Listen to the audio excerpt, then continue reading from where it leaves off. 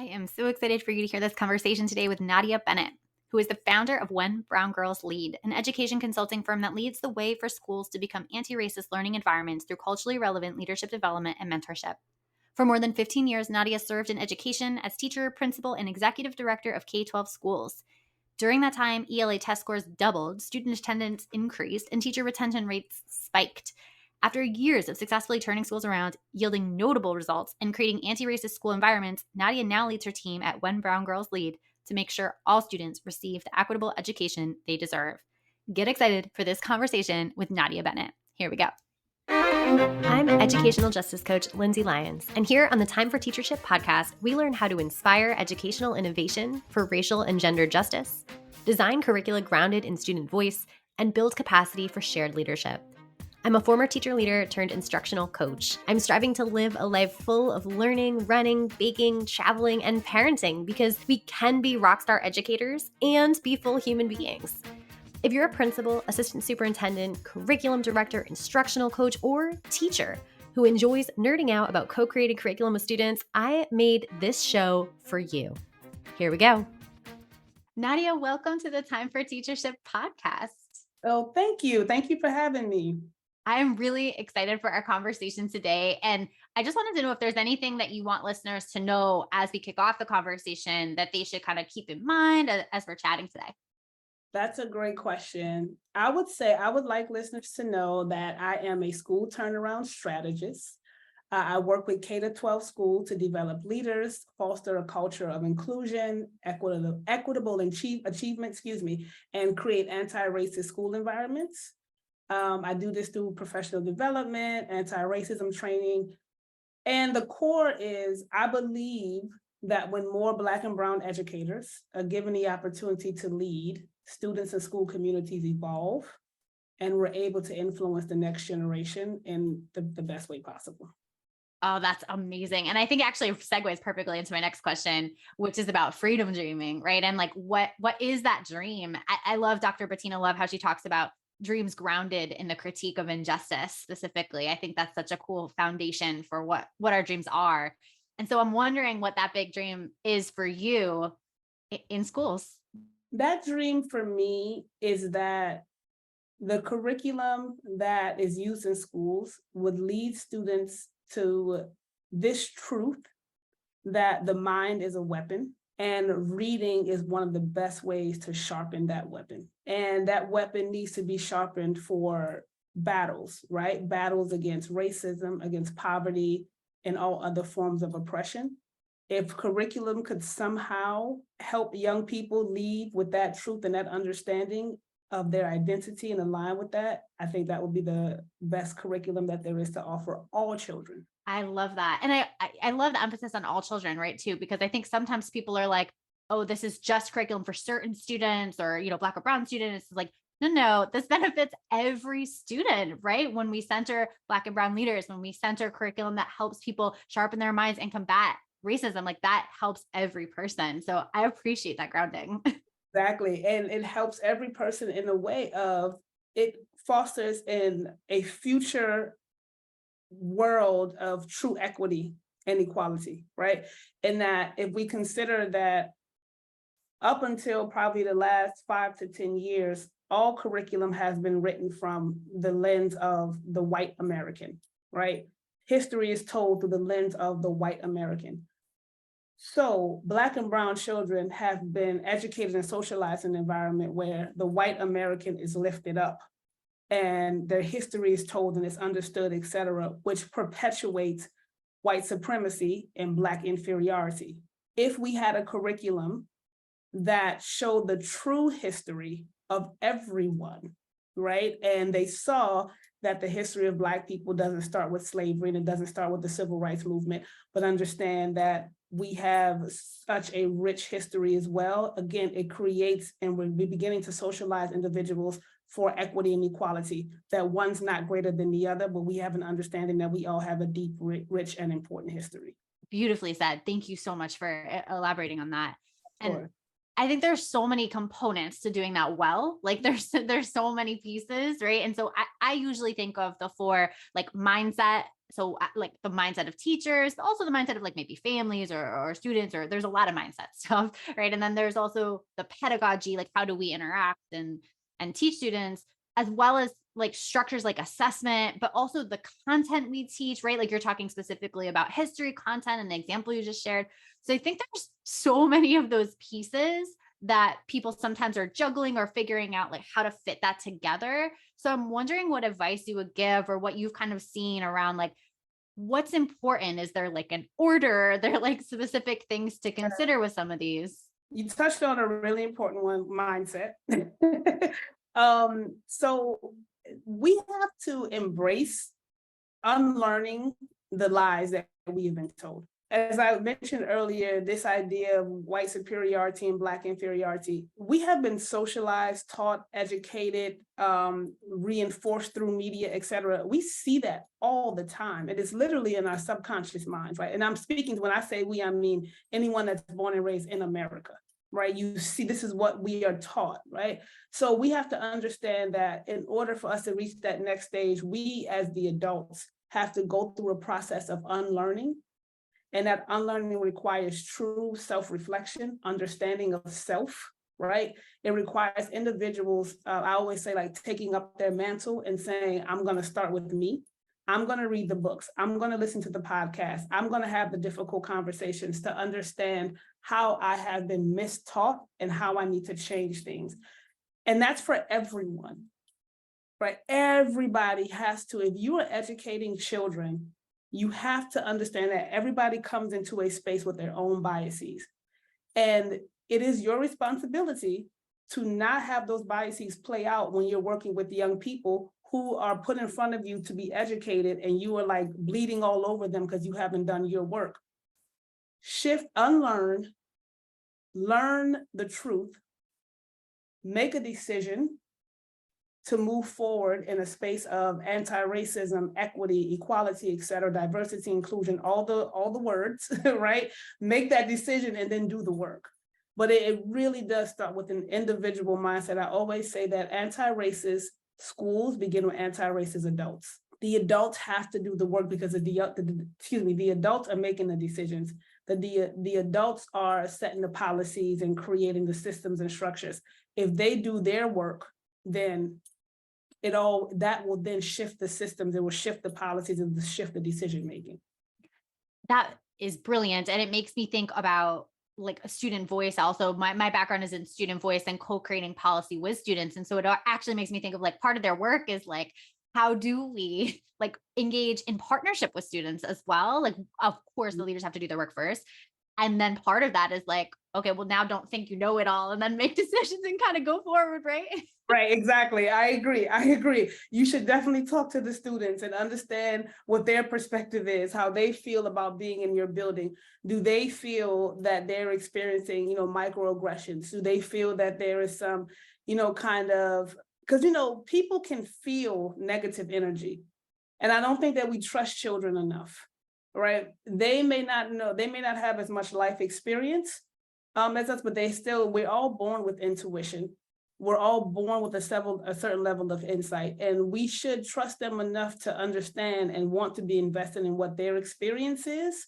And enough leaders and teachers, adults that work in schools, it's really everybody, they don't put enough time and effort behind understanding student voice and understanding student experience. Yes, I could not agree more. That is exactly it. I think also with this, if someone is listening and like, oh, well, this feels like a big shift for me, or this is like, I have some teachers or some adults or, even some family members or whoever that are not into this dream, or they're not doing the individual work, right? Like what mindset shifts are required to have people kind of like move together towards this dream and do the inner work that's required that you're describing? So I'll speak to what mindset shifts are required or what actions, because there's. Yeah. So you spoke a lot about the mindset I know already. I'm wondering, I guess, what you've seen to be effective when there's kind of like a challenge in place, or there's some sort of resistance to like, okay, as a leader, I'm saying we're going to go do this. We're going to do this together as adults. This is the work. Is there something that is kind of like clicks in people's minds when they can think about something a little bit differently? Yeah. And then of course I'm totally excited about the action steps too. Well, this answers your question, and it's actually one of the first actionable things that people can do. And that thing would be know the data. So if you are working in an environment where you have individuals that are having a difficult time embracing the fact that you have a problem of racism and you're trying to move towards an anti-racist environment, one of the best things you can do is show them the data. What data am I speaking to? Well, are your Black children suspended at a higher rate than your white children? And if they are, which nationally that is fact nationally, then we need to look at the reasons that young people are suspended, right? Are they suspended for things such as what can be perceived as disrespect, right? And if you're perceiving disrespect, is there an opportunity to understand culture? Is there an opportunity for an adult to reflect? Now, I want to make myself very clear.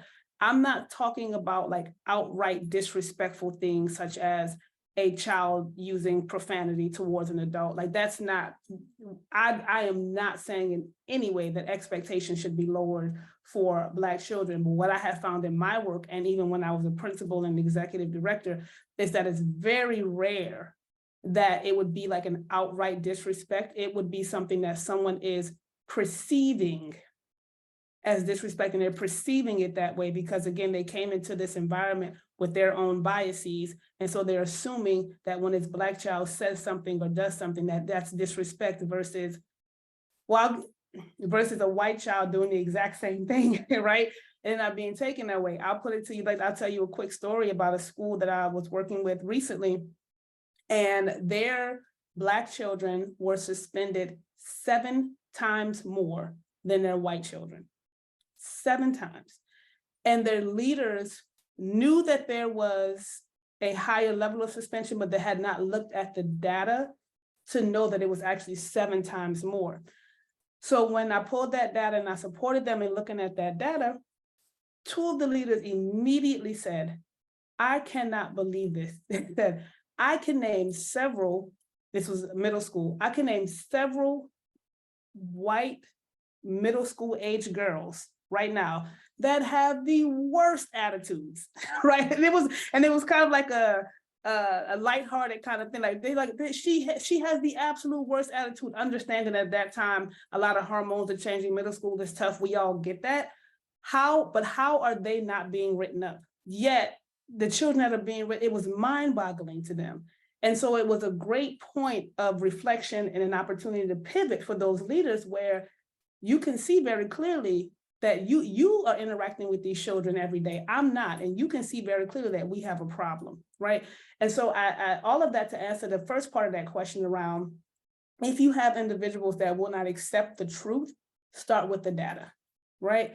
And I want to go beyond behavioral data as well, because often we hear statistics and things about Black children that equate to data, that equate that are in relation to behavior, pardon me.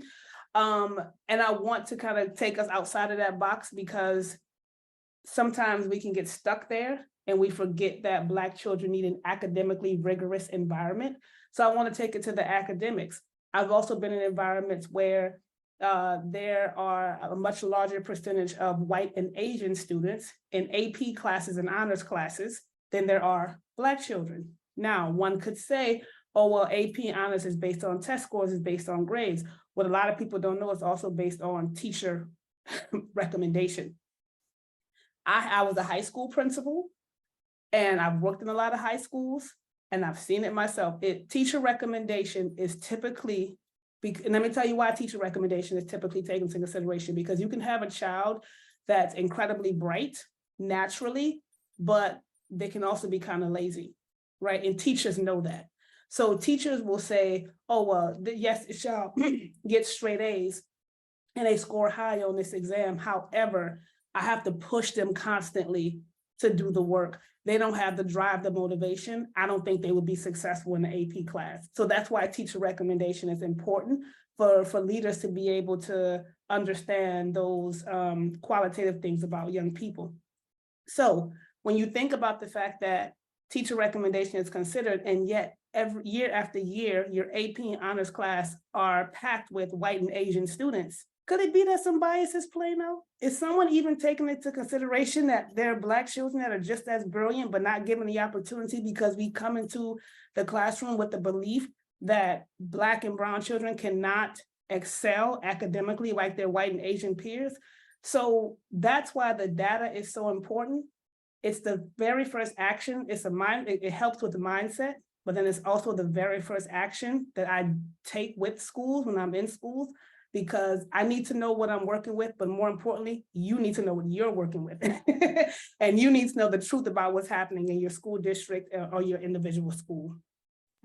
That is brilliant. I just love this idea of like, just looking at the data, like what is going on? Yes. Absolutely.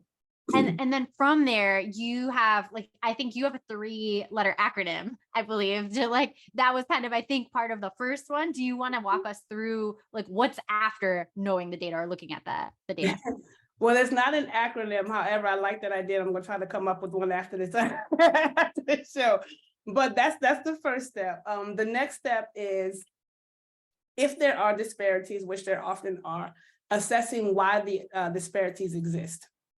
Right. So going back to my earlier examples, in that, what are the adult actions that are leading to these student outcomes? As I said before, anti-racist school environments begin with anti-racist adults. So we need to assess why there are so few Black and brown children in AP and honors. We need to assess why Black children are being suspended at higher rates, and understanding, because you want to make sure you're solving the right problem, right? And there could be a million on-surface reasons why. And this is why having an outside person is so important in these situations, because a school leader, a teacher, someone who's dedicated to education, dedicated to children, can come up with a million reasons as to why that data looks the way that it does. And it can all be on surface, and it can all be valid and true.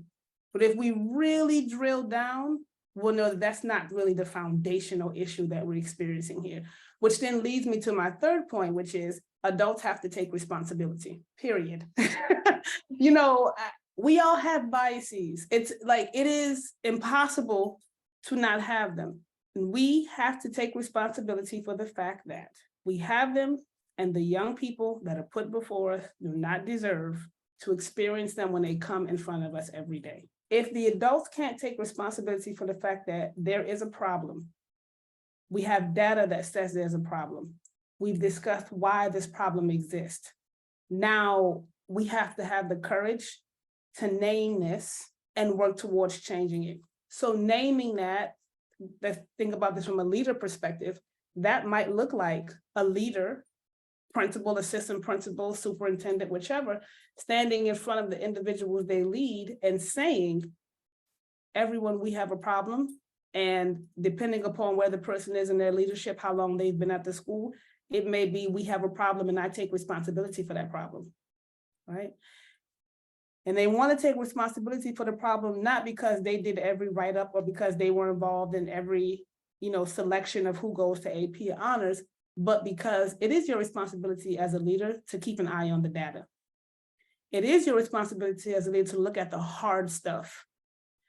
And if this has been happening and you were not aware, then it does benefit you and the staff for you to say, I take responsibility for not being aware of this earlier. And I'm also taking responsibility for making sure that it changes.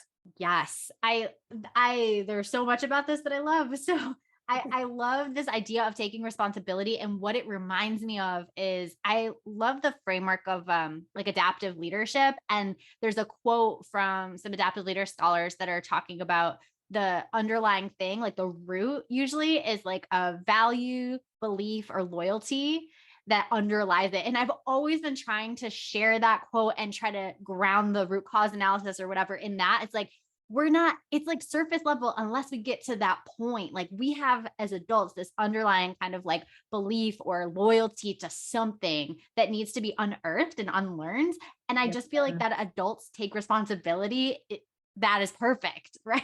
I, I love the way you just said that. And I wanted to share another story as to why I always reinforce this. I worked with a school again recently. It was it was a short-term support of the school to go in and evaluate their policies around anti-racism and give them some feedback, etc. There were several leaders in the debrief meeting, and the assistant principal, who identified as a white male, understood that it was a problem, took responsibility for the problem, and said, I understand that we have to change this, I just don't know how. Okay. His supervisor, the school principal, whom also identified as a white male, leaned back in his chair and said, I know that it's a problem. It's just too hard to tackle. I exhibited a lot of self-control in that moment. And I addressed it as it needed to be addressed.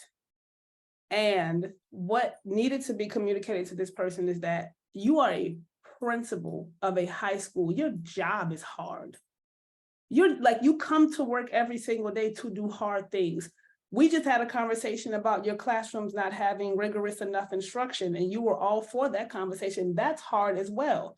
But when it comes to creating an environment where Black and brown children, Black and brown staff members feel comfortable even coming into this building and setting them up for success in this building, and in the future, you lean back and you just get to say it's too hard, then you're not taking responsibility, right? You're taking the easy way out. And that one decision, because I just always try to communicate to school leaders how powerful they really are, because I think that sometimes we can forget how powerful we are. That one small decision of the principal making a choice to not tackle this work will impact thousands of children that are waking up every morning, simply coming to school to get a fair and appropriate public education, free and appropriate public education. And somebody, an adult, made a decision that the work that they really needed was just too hard and that he wasn't going to do it. Yeah.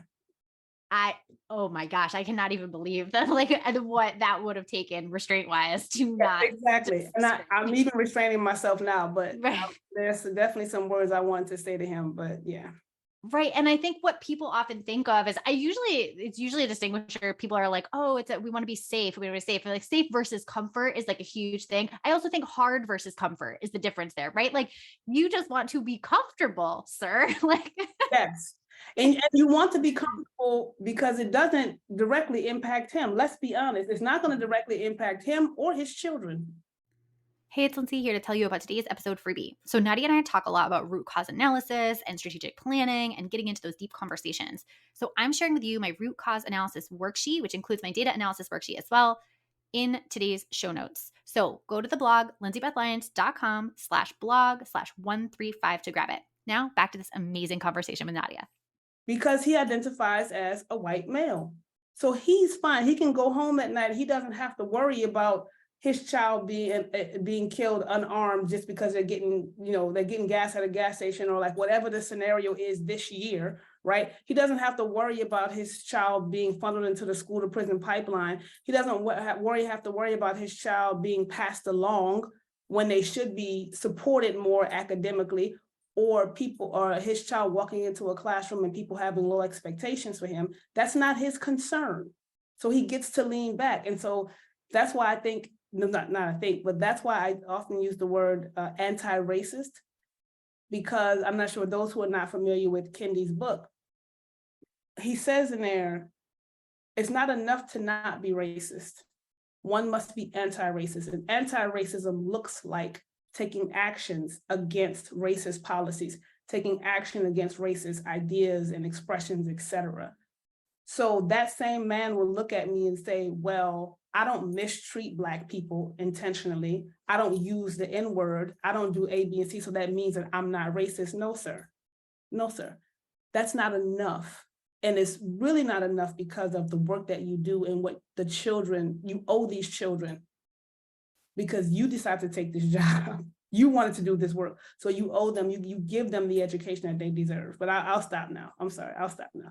No, I think this is a just perfect demonstration, right? Of like what this literally looks like when we're in the meetings. Like sometimes I think it's hard to pull back the curtain on like what does it look like in those meetings when these decisions or conversations are being had amongst leaders, because only a few people get to actually be a part of those conversations. And this happens so often, like you said, that's what the conversation is, and that's what the manifestation or like the result of that decision or that comment is, harming thousands of children. Like, and it's this behind closed doors meeting. I thank you for bringing it up.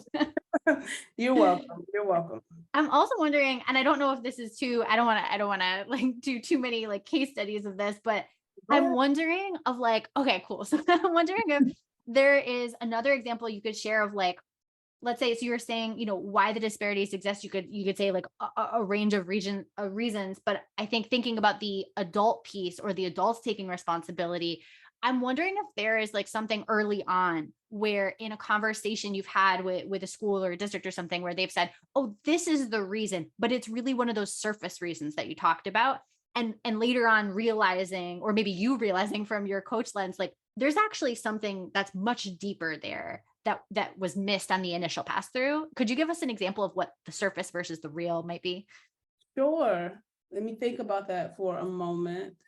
Yeah, I'm so sorry to put you on this. No, it's totally fine. It's totally fine. The first thing that comes to mind is I worked with a district that was how can I say it? It was a public charter.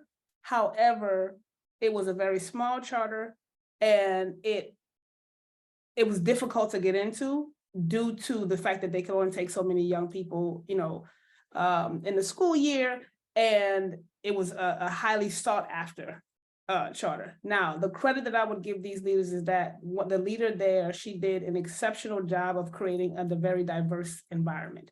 When she got there, she said no. Like initially, it was it was white and Asian majority, and she wanted to create diversity, and so she intentionally brought in more Black and brown children, which I think is incredible.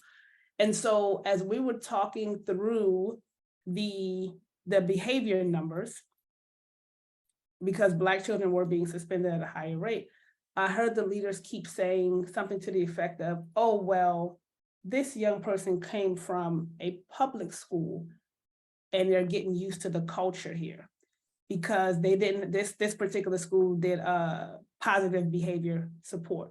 And so, well, oftentimes it takes them a while to get used to the way that we discipline here because we have positive behavior. So that's why we have to do A, B, and C. And I thought to myself immediately, is it that they're getting used to it, or is it that you're assuming that because they're coming from public school and they're Black, that they're going to come here and misbehave, right? And so the reason I said earlier is that all of the reasons could be valid. Now, do young people have to get used to a different culture? Of course, we're humans. When we get into a different environment, we have to adapt, etc.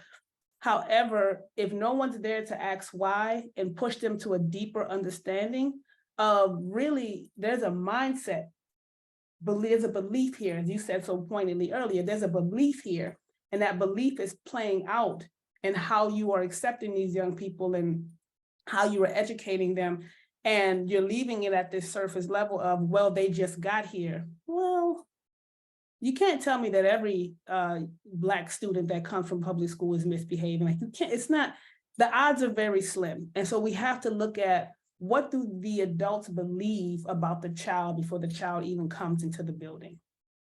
So that's an example of that. And yeah, so that's an example of that. Yeah, what a great example. Thank you for sharing that. I think you're very welcome. That's another example that's like a very common surface reason that people would share, right? This happens a lot. I think people could probably listening relate to that example. Yes, and that's why I agree. I'm glad that you feel that way, because like I said, I've worked in, listen, I'm not new to education. I've been a teacher.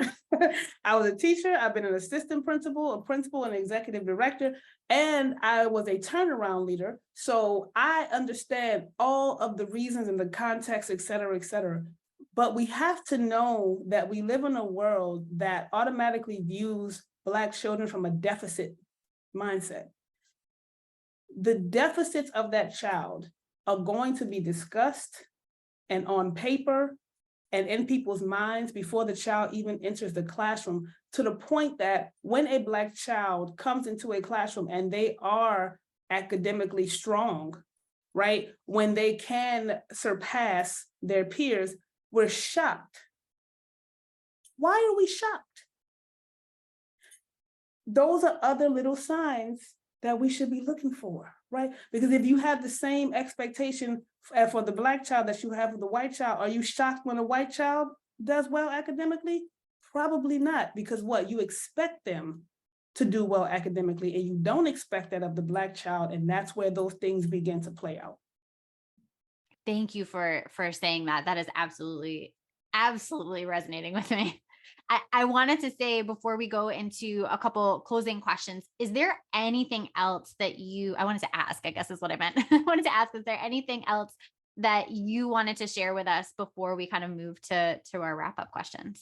Yes. So one of to those three things that I mentioned earlier, the data, why, and taking responsibility, the last thing I would say is commit for the long haul. So we have to also understand that these racist social structures that we all live in every single day were not built yesterday.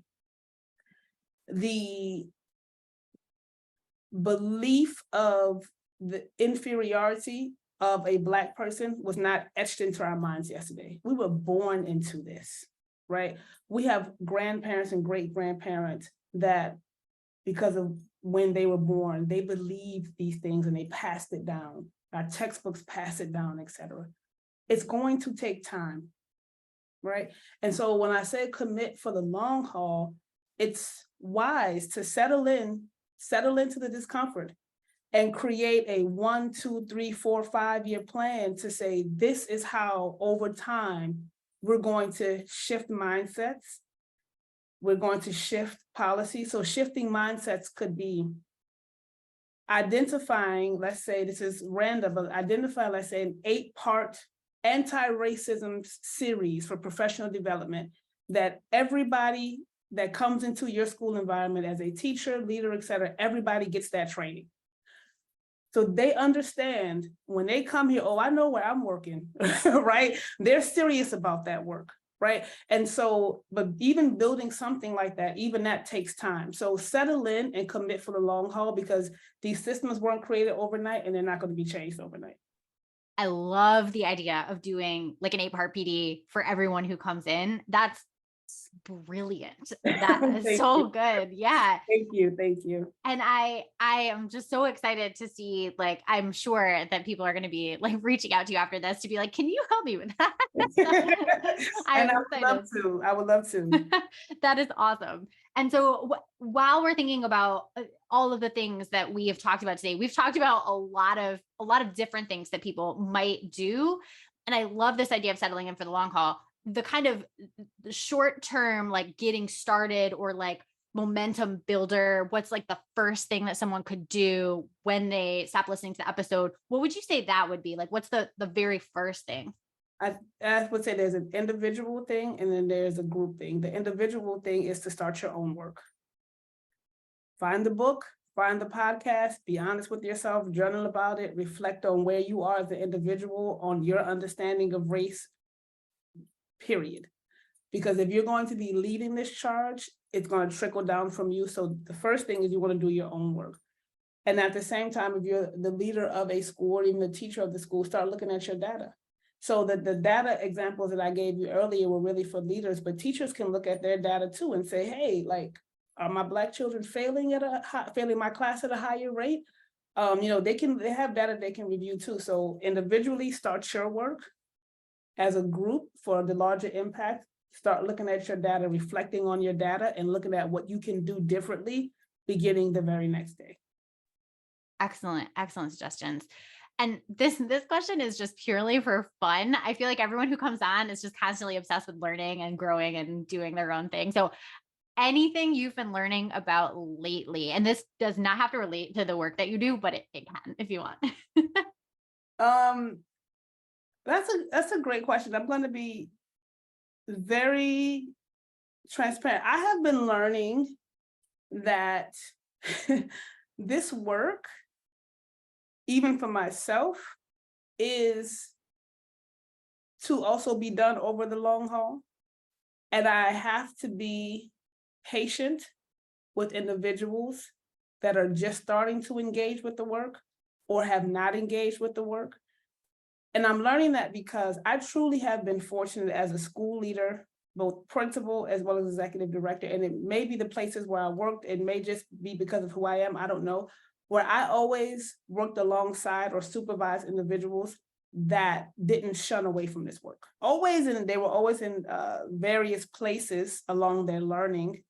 Some people said the wrong things sometimes, et cetera, but they understood that there were things that they didn't know and they were invested in learning. And some people were way far ahead, right? And they had already done their work and could help me in helping others.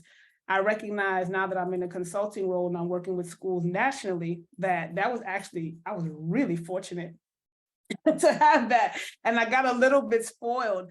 And so now that I'm working with schools nationally, I'm like, oh man, like there are schools that have not even really started this work. And it requires me to exhibit grace, understanding, patience, et cetera. Like with the example that I gave you earlier with the principal that leaned back, if he had met Nadia 5 years ago, my response would have been very different. I'm not always proud of those responses, but trust me, my response would have been very different.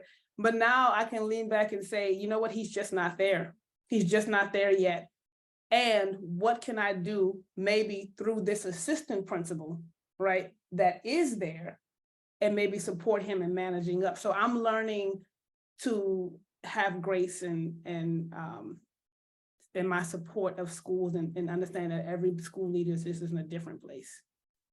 That's really profound. I'm gonna try to take that on too, because that is hard work that you're doing and so important to be able to make sure that the work does get done, right? To be able to stay in it. Like, yeah.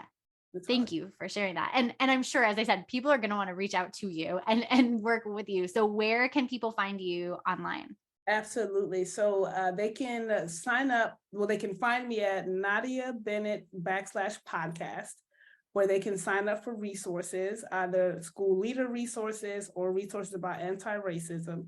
And then they'll also get all my contact information when they sign up there. And I also can be found on Instagram at When Brown Girls Lead. And on LinkedIn, I am Nadia A. Bennett. Yeah. Perfect. Thank you so much, Nadia. This has been an absolute joy talking to you. I appreciate you coming on. Thank you for having me. If you like this episode, I bet you'll be just as jazzed as I am about my coaching program for increasing student-led discussions in your school. Shane Safir and Jamila Dugan talk about a pedagogy of student voice in their book, Street Data. They say students should be talking for 75% of class time. Do students in your school talk for 75% of each class period? I would love for you to walk into any classroom in your community and see this in action. If you're smiling to yourself as you listen right now, grab 20 minutes on my calendar to brainstorm how I can help you make this big dream a reality. I'll help you build a comprehensive plan from full-day trainings and discussion protocols like Circle and Socratic Seminar to follow-up classroom visits where I can plan, witness, and debrief discussion-based lessons with your teachers. Sign up for a nerdy, no strings attached brainstorm call at lindsaybethlyons.com/contact. Until next time, leaders, think big, act brave, and be your best self. This podcast is a proud member of the Teach Better Podcast Network. Better today, better tomorrow, and the podcast to get you there. Explore more podcasts at teachbetter.com/podcasts, and we'll see you at the next episode.